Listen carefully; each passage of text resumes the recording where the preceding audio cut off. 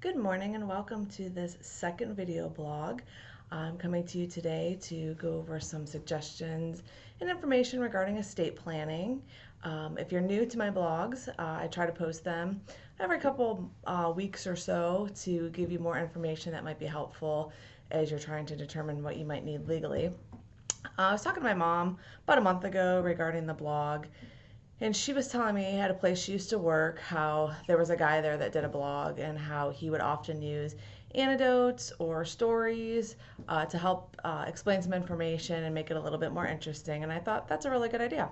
So I'm going to try and do that to keep it interesting because I know the law, for the most part, is not a really interesting topic to most people. So what I was talking to her.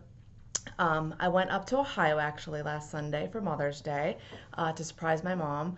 I'm from Ohio originally. I just moved down to Florida about a year or so ago, and I do love it down here, but I do miss my family up in Ohio. So I went up there to go visit her for Mother's Day to surprise her, and we were actually talking about estate planning.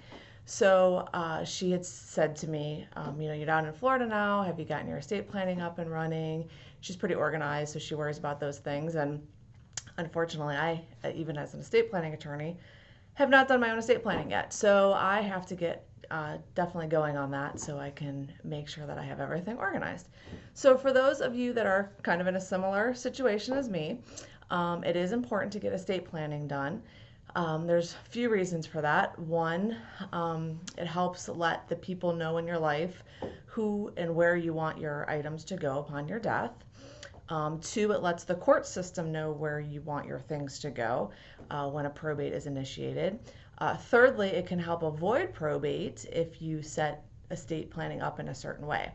So what I suggest to my clients that come in for a consult is to at least have the 4 standard documents that I call the simplified estate planning.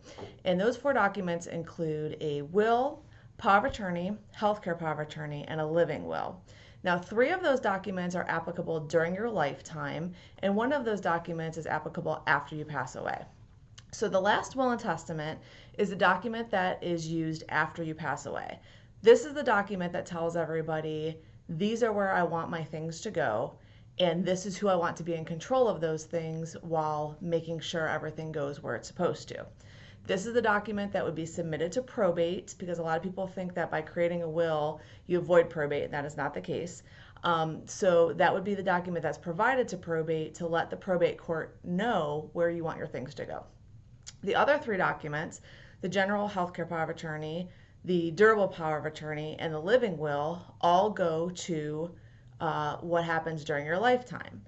These are documents that help control who you want to make your decisions for you as far as healthcare decisions or financial decisions in the event that you're unable to make decisions for yourself. For example, say you are in a coma or you are under anesthetic or you're in a situation where you just can't make your own decisions for you.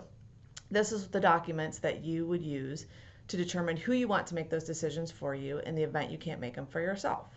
So those are the 4 estate planning documents that I suggest everybody has.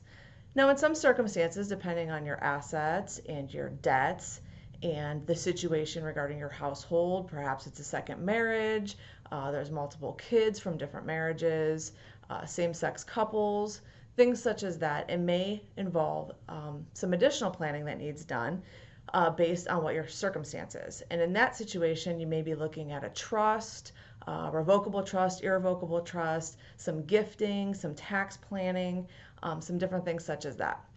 So here at Jennifer Hamey, PA, you would sit down and you would meet with us, most likely with me. I handle the estate planning, and we would go over your entire scenario for your particular fact pattern for your life and determine what estate planning would be best for your needs and your interests. There's no charge for the first consultation, and I spend about 30 to 45 minutes with you just going over your snapshot of life to determine what would be in the best interest for you. So if you'd like to give us a call and meet with us, we'd be happy to do so. You can reach me at 941-932-6217, and we can set up an appointment, or you're also welcome to send me an email at jenniferhamey@gmail.com if you'd like to go that route in contacting me to set up an appointment. Hope everybody has a great day, and we'll talk with you soon. Thanks. Bye.